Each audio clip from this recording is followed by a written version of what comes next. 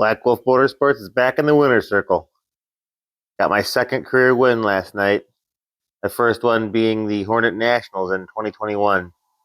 So it's been kind of a long time coming for this next win. It's our third win overall as a team because Alex got his first win last year. I was really proud of my Hornet Nationals win in 21, especially with that being my second year racing and being such a big race. That meant a lot. But this one last night, it was an awesome win. There was a lot of great racing last night, in pretty much every single class. And I can say my heat race, I went wheel to wheel with Michelle for the whole heat race. I mean, it was a great race, good, clean racing.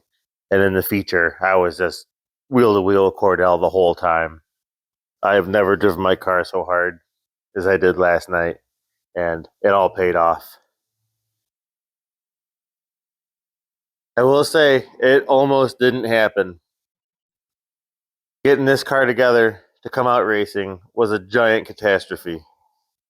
I spent the week before trying to get this thing ready, and by a week I mean maybe a couple days, because there were lots of other projects that I was dealing with, and this car kind of kept ending up on the back burner, and finally got things really moving on Thursday and Friday, and waiting so long kind of bit me in the ass, but I was still able to make the car run.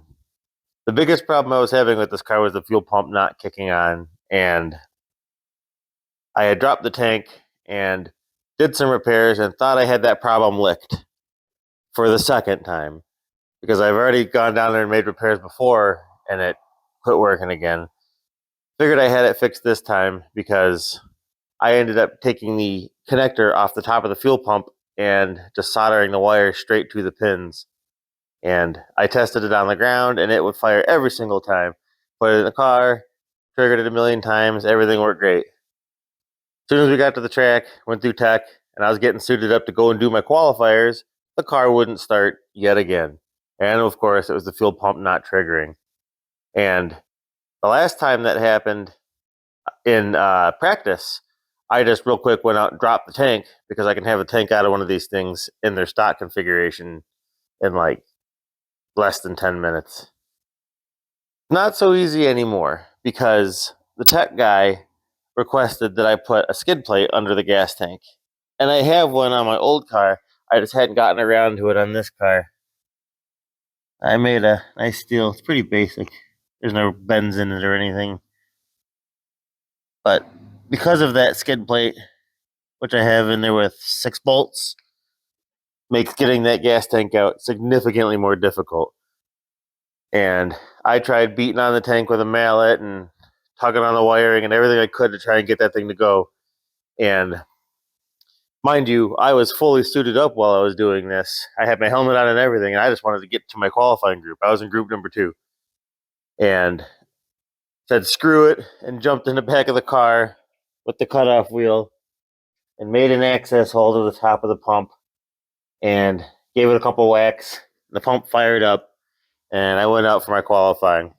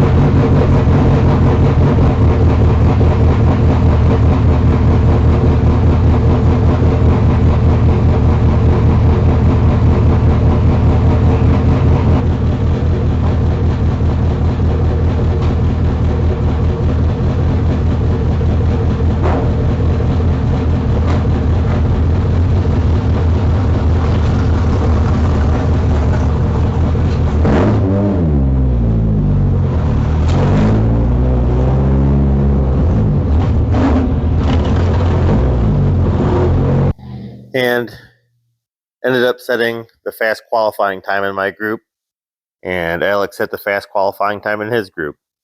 And I'm pretty sure that's what we did in the last race we were in. Not sure how we keep pulling that off, but I'll take it. I felt like I was overdriving the car and that my lap times weren't going to be that great, but somehow they were pretty decent. So the way it works at Lawrenceburg now is when you get there and you take your car through tech, you'll go up to the desk and they'll do the driver registration where they'll give you a transponder and they'll do your electronic pill draw. And it's just a randomly generated number. And what that basically does is it groups the drivers into your qualifying groups. It's all random. And then those qualifying groups are the groups of cars that are in heats together. And Alex's heat was pretty well stacked. He had Cordell and Landon and Hume, and I had Michelle, and I forget who else. I know Tristan was in there. Since both Alex and I had the fastest qualifying time in our groups, the invert put us both starting second row outside. And the way an invert works is they basically take your qualifying times or your heat race position finishes, and they invert the fastest cars backwards. And it's a predetermined amount of cars. It might be based on car count for that evening, or the track just might do like 4 cars every night. And the way it worked this time is I think it was a 4-car invert. We got flipped around. And like I said, both of us started outside second row in our heats. And Alex started 4th, finished 4th. I mean, it was going to be a challenging heat race for him regardless. I started 4th, missed second gear completely on the restart, and then managed to sneak my way up into second place and basically raced Michelle hard for the rest of that heat race. And that put her and I in the redraw, and I ended up redrawing the 3rd position. So I started inside second row. And so that's how the invert works at Lawrenceburg there. They basically invert you from your qualifying into your heat. And then the redraw will put you, if you make the redraw, that determines your starting spot in the feature. And then I'm pretty sure everything else behind the redraw people are how you finished your heat race. In the feature, I ended up starting second row inside due to the redraw. Cordell started on the pole, and Michelle was outside pole, and Gary Hume was next to me. And as we went through 1 and 2, and we made our way down the backstretch, I had worked my way up to second place, and pretty much the rest of the race, it was just me on the inside line battling Cordell. Cordell was running his line, and I was just trying to sneak past him on the bottom. And every now and again, Gary Hume would pop his head in there, but I think something happened to his car because he fell off at a certain point. Like might have broken an axle or something because his car kind of looked like it darted around. We did, I'd say, roughly 10 laps. Pretty much me hunting around on the bottom line and Cordell running his line. And I'd kind of poke my car up next to him and he'd see me and kind of close the door on me in the next corner. And pretty much how it went for about 10 laps, I'd say.